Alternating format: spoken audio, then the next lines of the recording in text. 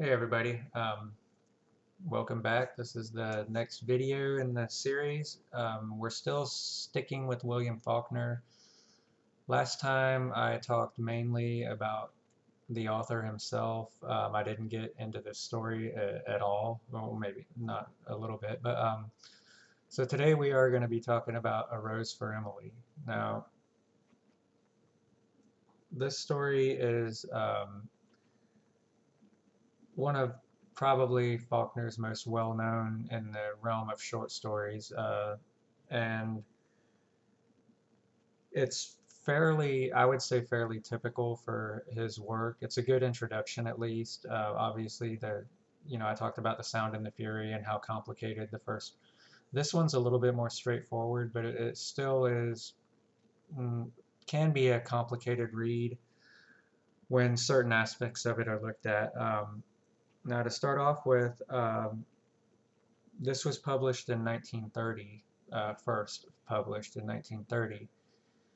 So it is a contemporary story, which means that the setting would be somewhere in the late 20s or even up to all the way up to 1930. So that's important, and I will get back to that in just a minute. Um,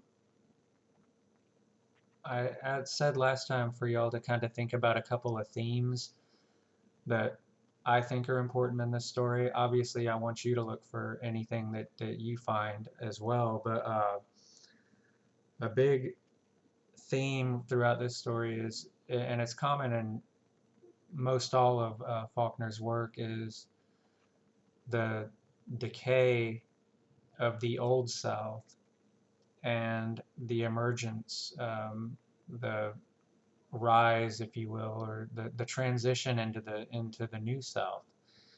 And that's commonly, referred to as Reconstruction by historians and whatnot. That would be the period after the Civil War, when many, particularly southern cities and states, were trying to rebuild because many were just devastated. The setting for this story is Jefferson, Mississippi. Now, Jefferson, Mississippi is not a real place, it's fictional.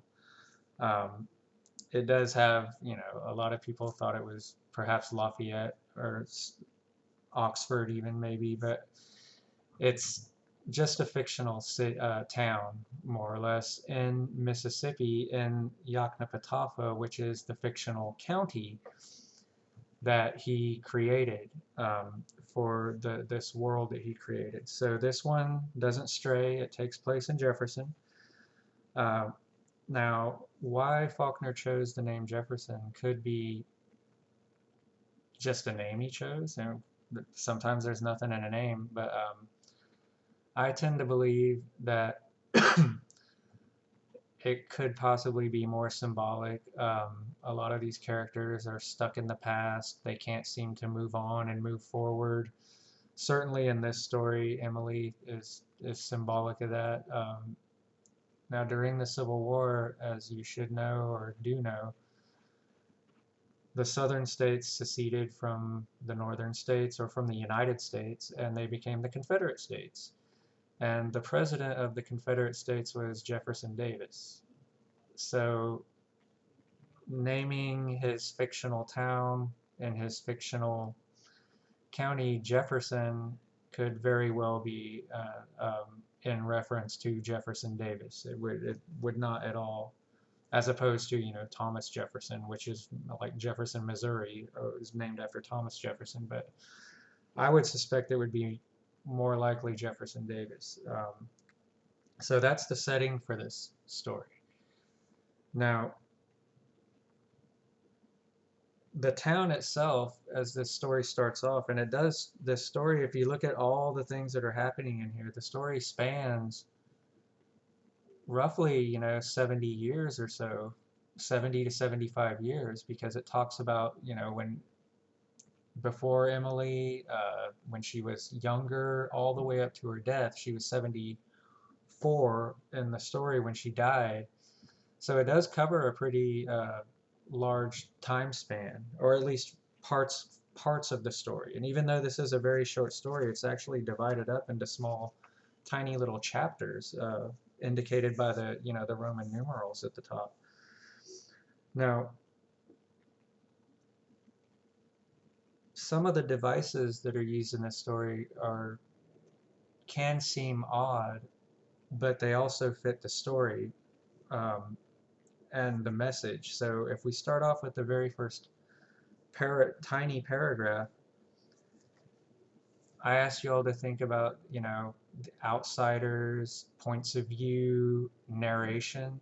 So who's actually telling this story? That can be important. If we look right at the beginning, very first sentence, it says, "When Miss Emily Grierson died, our whole town went to her funeral.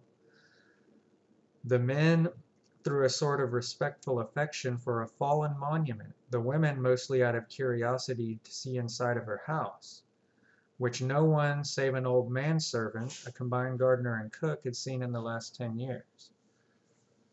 All right, so whoever's telling this story uses our, not I, not me, not my. They use our. So there's a couple different ways you could look at that. One of the more common ways is that this narrator is just an anonymous member of the Jefferson community, which is fine. It works. It works just fine like that. The way I look at it is more of this narrator being almost kind of a collective, like a collective entity, which would, to me, makes more sense with our whole town. And throughout the story, this narrator uses pronouns like we, our, so to me, I like to think of it more of as a collective voice of the town itself, almost a voice of the town itself. But how it could very well just be an anonymous member of the community. Now, when the house that Emily lives in is described, and we already know this is starting off mysterious. Nobody's been in this house. No one's been there in 10 years. And this is a very small community, so you all can imagine the gossip, which again lends some credence to my theory that this is kind of a collective voice narrator. This is a lot of this is gossip. It's people. Did you hear about Miss Grierson doing this, or Miss Emily, and blah blah blah? Stuff spoken in whispers and behind closed doors, if you will. But the house is described as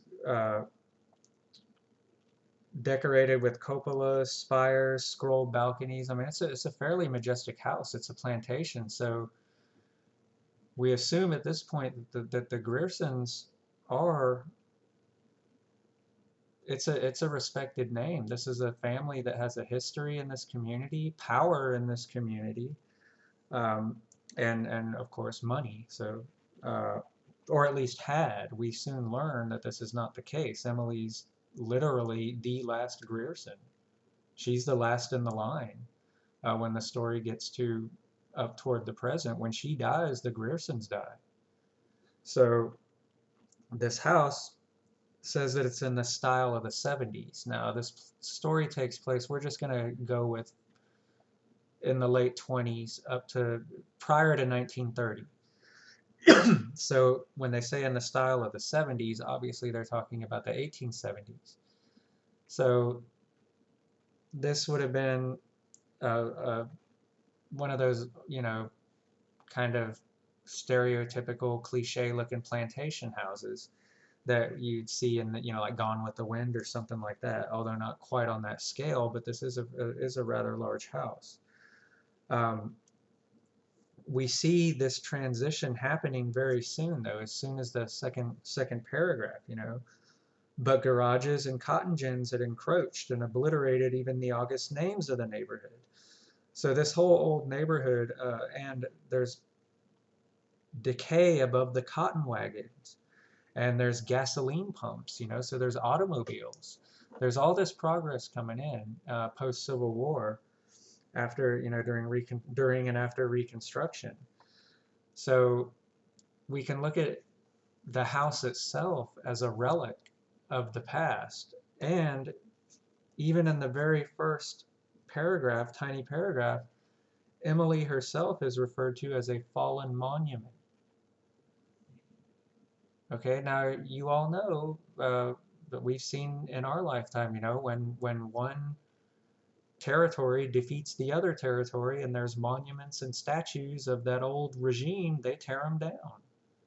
And there, statues of the Confederates and stuff would have been, many of them would have been, you know, uh, torn down, and a lot of them were obliterated just during the war. So the fact that Emily's described as a fallen monument is indicated that she's kind of the last, symbolically, the last of her kind.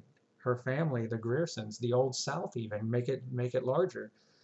And no one's been in the house for 10 years. We learn very soon that the house is in massive disrepair. The paint's peeling. It's completely gone in some places.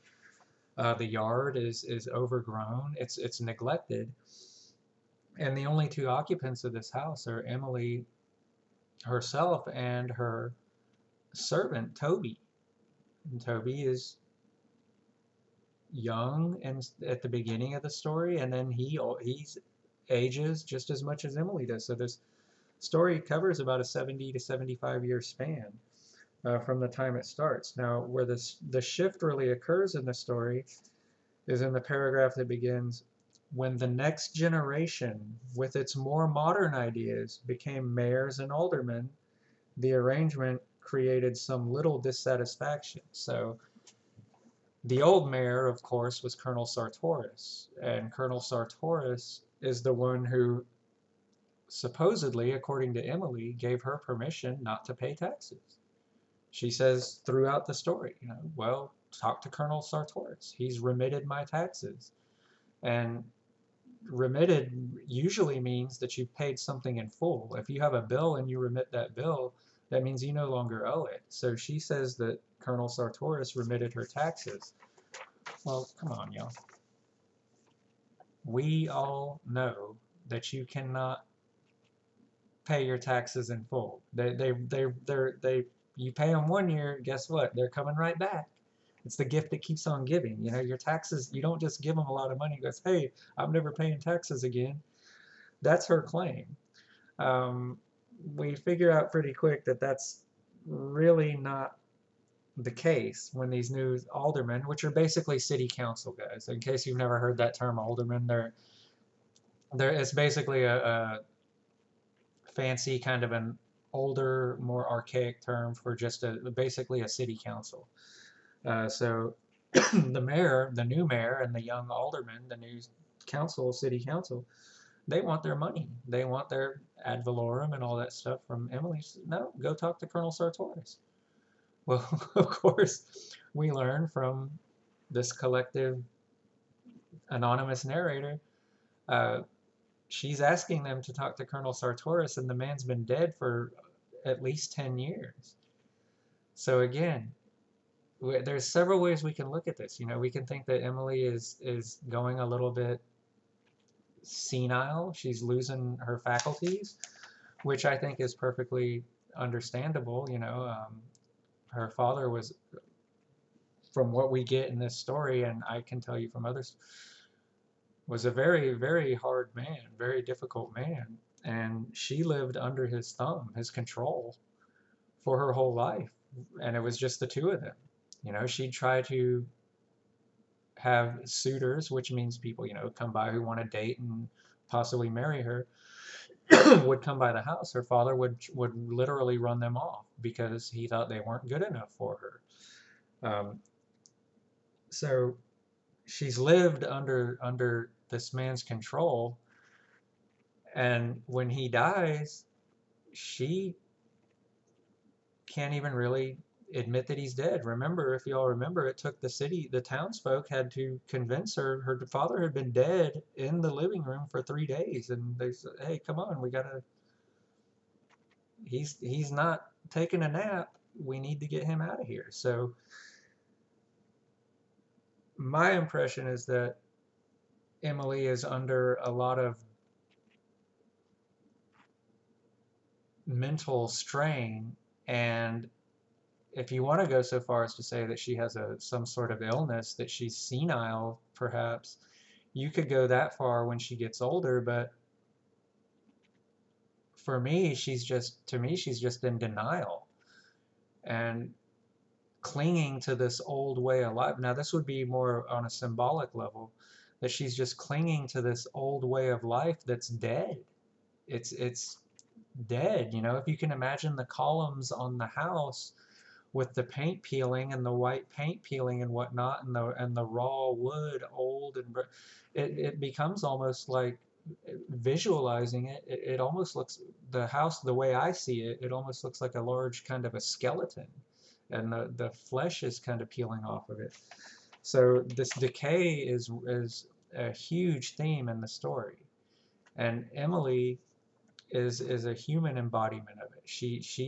She deteriorates. You know, her hair goes from kind of vibrant to what's called just an iron gray. Not just, you know, some people, I got a lot of gray hair, y'all. My hair's kind of shiny and stuff, but iron gray, that just seems like a dull, lusterless, dead gray color. So she herself is decaying. Um, and we see it happen to Toby, her manservant. He gets, you know, he gets older and grayer with the rest of them, with the house and Emily.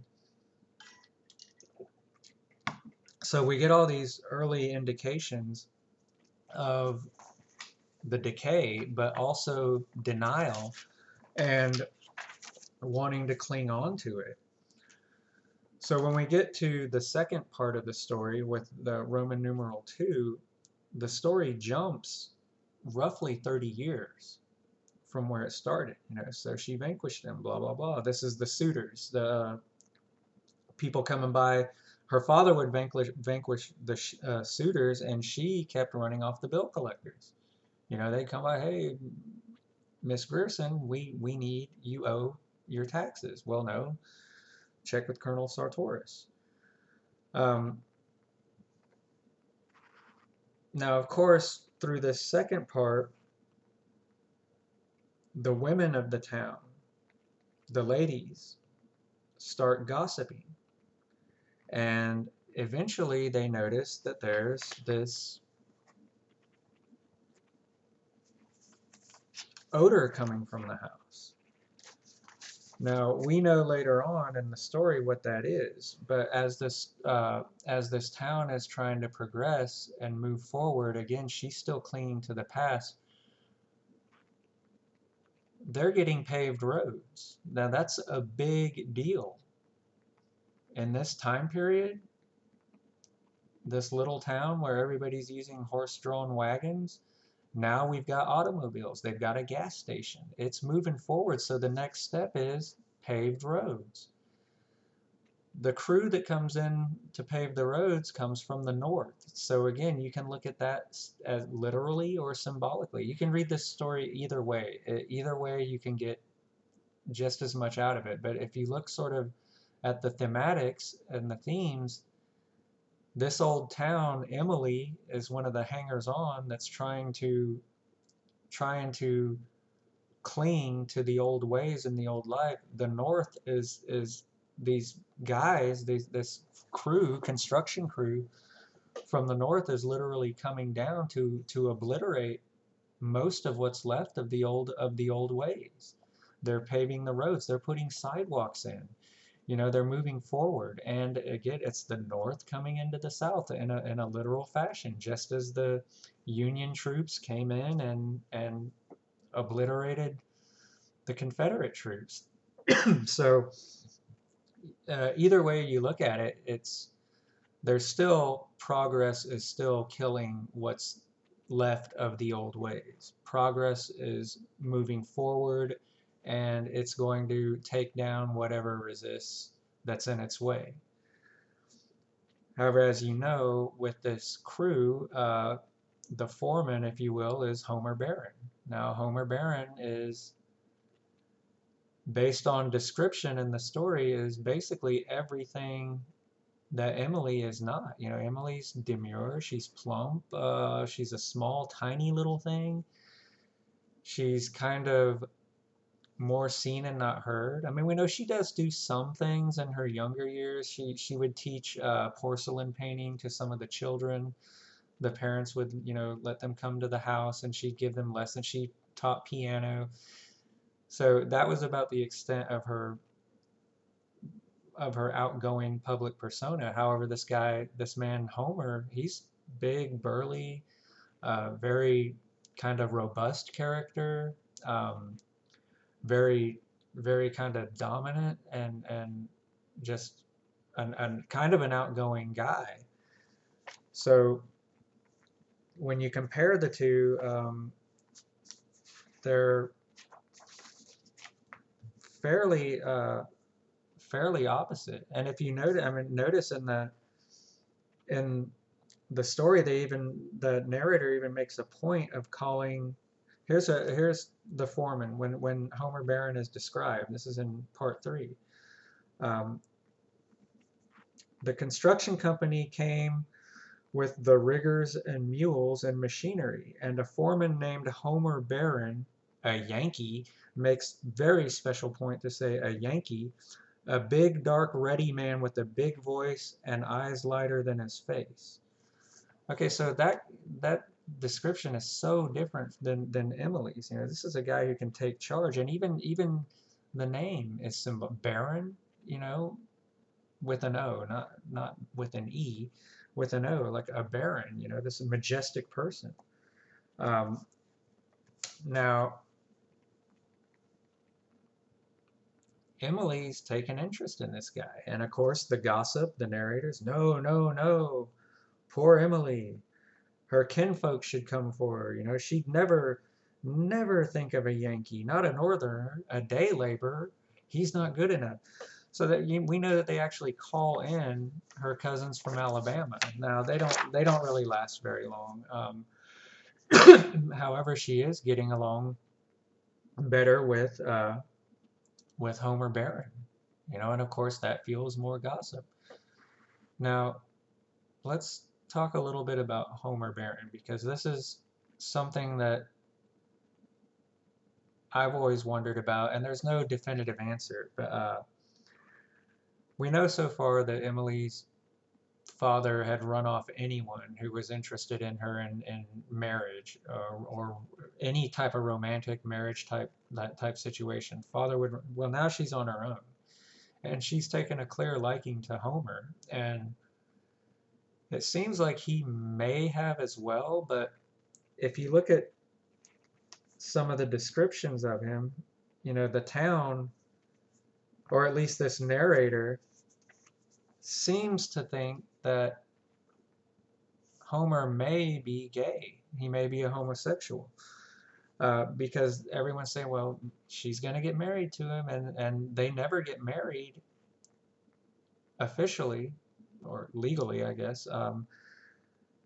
But they say, well, she's going to marry him. Then we said she'll persuade him yet, because Homer himself had remarked he liked men, and it was known that he drank with the younger men in the Elks Club, that he was not a marrying man. Now, obviously there are many, many different ways to look at that.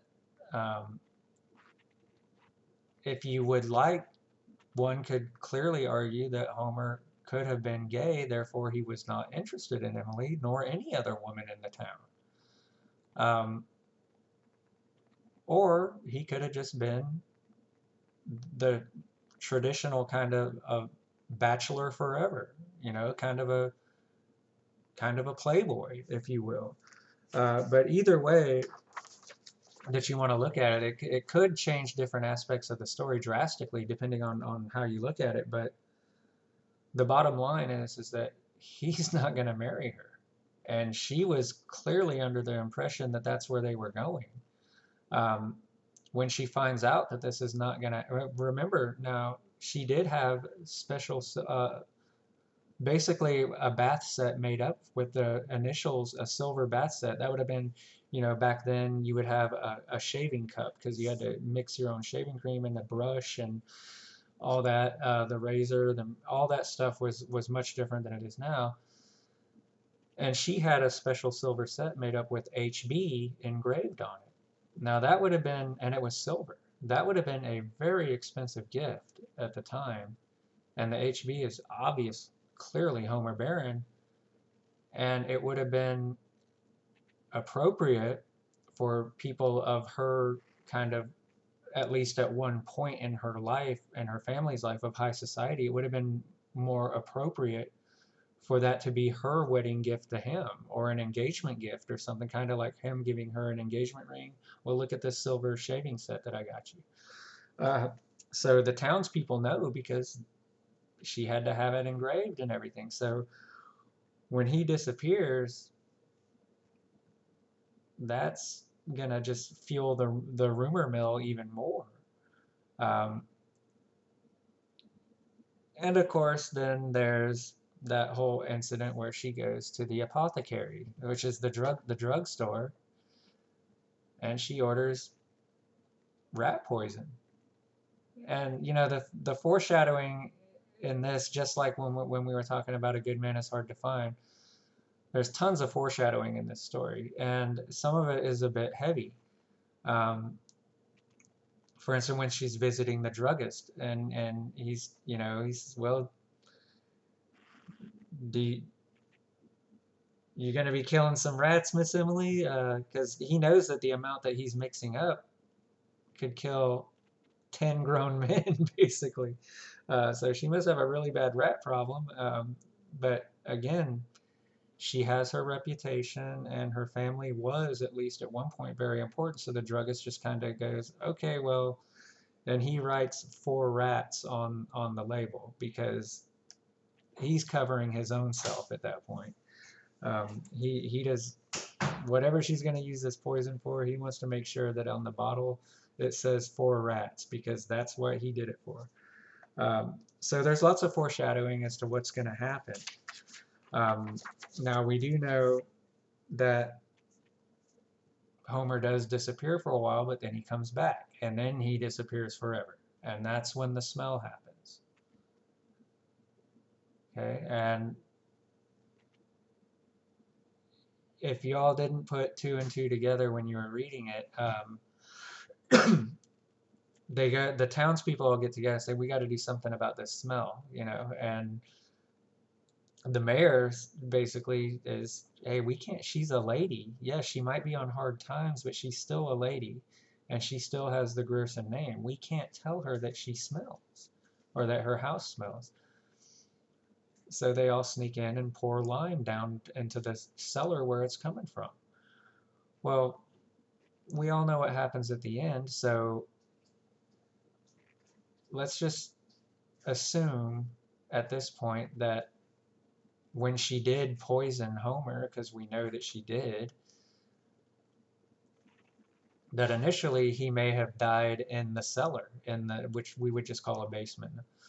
That he initially had died in the basement, but when we get to the end, we find out that he's dressed like a groom, he's ready for the wedding, and he's just nothing but a decayed skeleton at this point, but he's in the bed all dressed up. So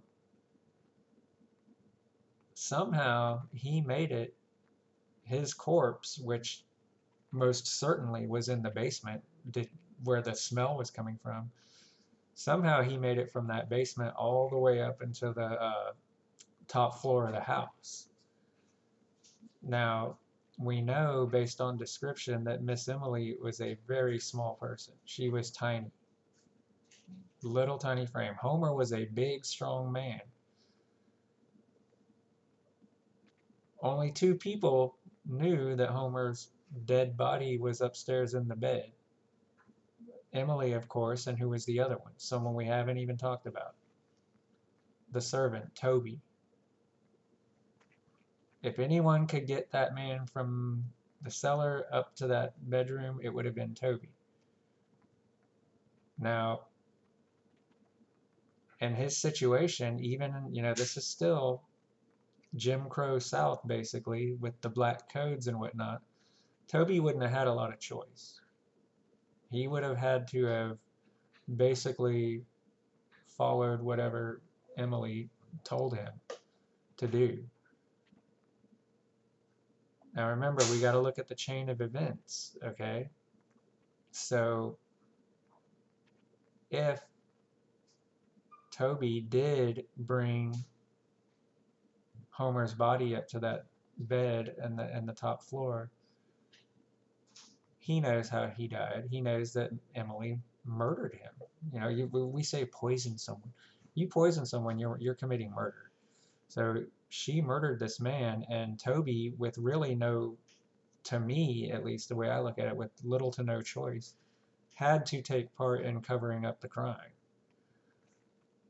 All right, so now we know basically all this happened.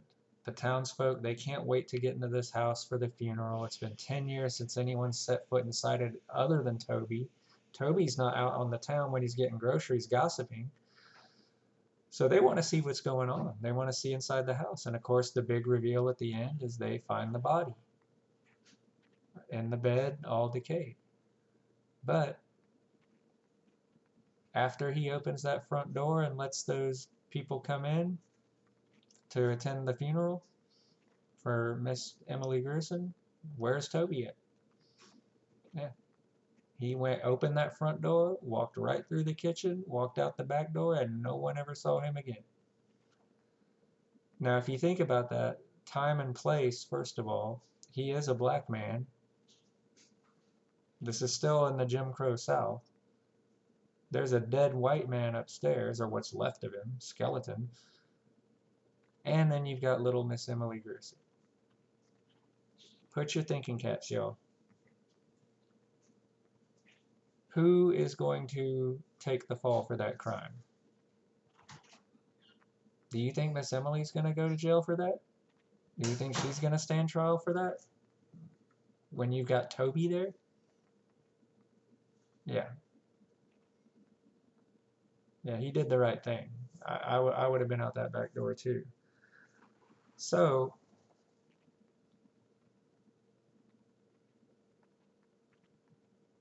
if you want to go with this theme that I'm talking about earlier of the decline, the decay, the death of the Old South and the New South rising, the Reconstruction, reunification, where the Confederate States rejoin the Union and become the United States as becomes one as a whole.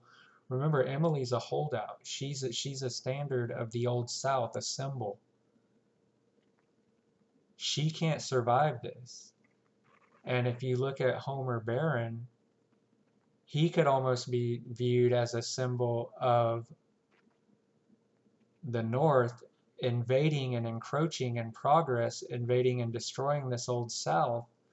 But in order for him to accomplish this, with Miss Emily being the Old South, he had to sacrifice himself. Because Emily is the last Grierson. When she dies, the Griersons die. And we can only speculate what happens after that, but I would imagine that her rotting, decaying old house that had a dead body in it for who knows how many years, rotting and everything else unkept, I'm going to go ahead and guess that that house gets destroyed and something modern and forward is going to take its place. All those weeds, all that overgrowth, all gone. With Emily, the last of the Old South is gone, and the New South is coming in. So that's about my take on it.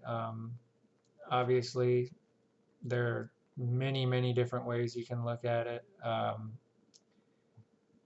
You could look at Emily if you want to kind of tie in with, let's say that Homer Barron was a homosexual man.